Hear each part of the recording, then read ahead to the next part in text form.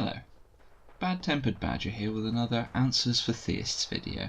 Today I will be responding to 10 Questions for Atheists by Ashlee Keyton.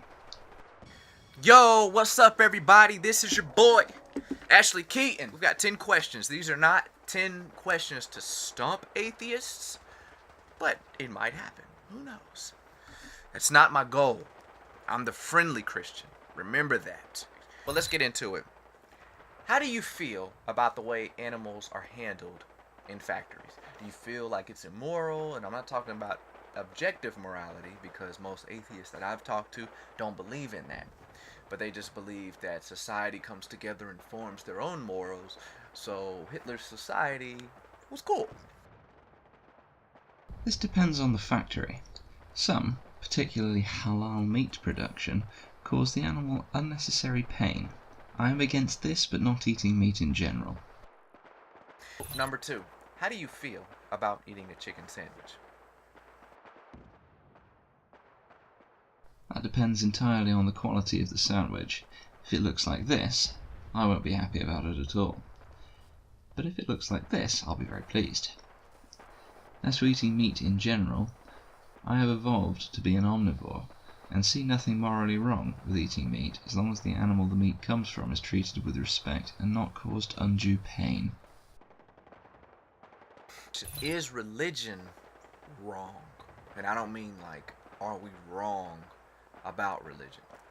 Are we immoral? Are we evil? Is religion, not we, I don't believe in religion. Is religion evil? Is belief in God evil? I wouldn't say belief in God is evil, merely incorrect. But I think it can be used to convince people to do evil things.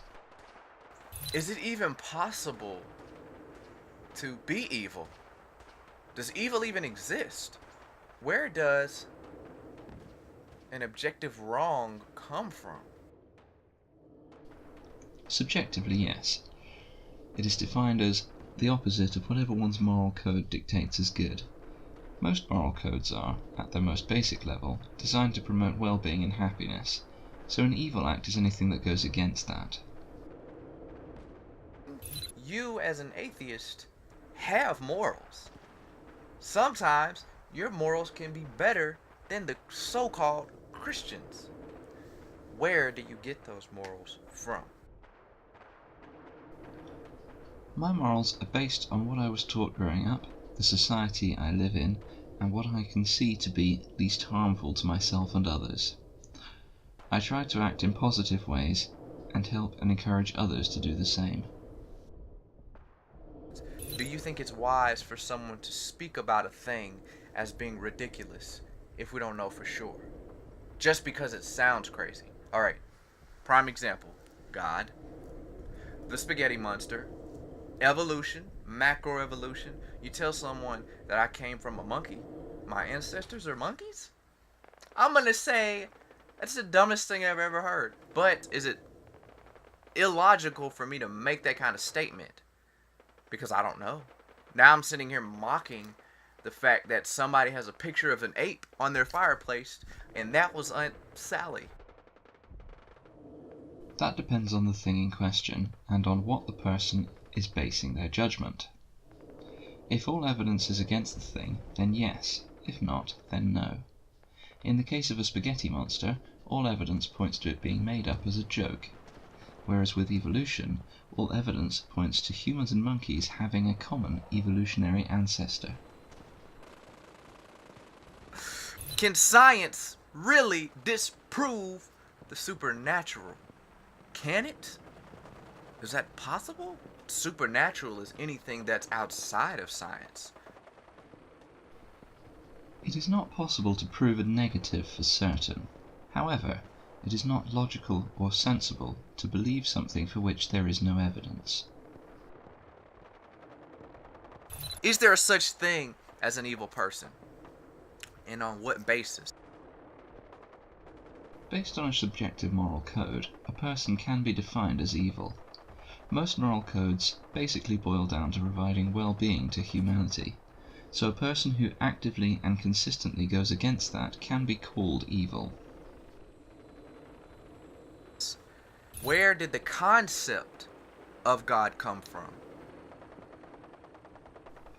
The concept of God evolved over time.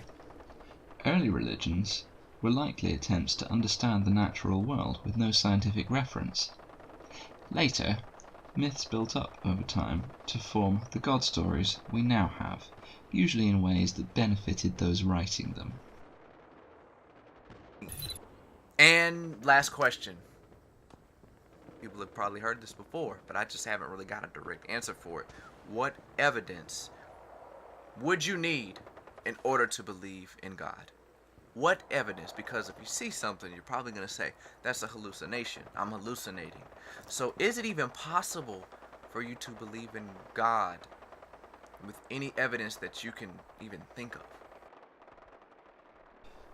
I can't answer this question with certainty. I would naturally be inclined to search for a rational and naturalistic explanation for any evidence provided, so it would have to be something very impressive.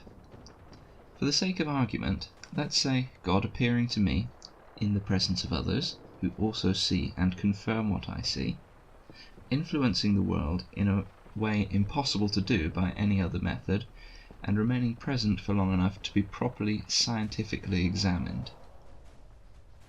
Thanks for watching. I'll be back soon with more videos.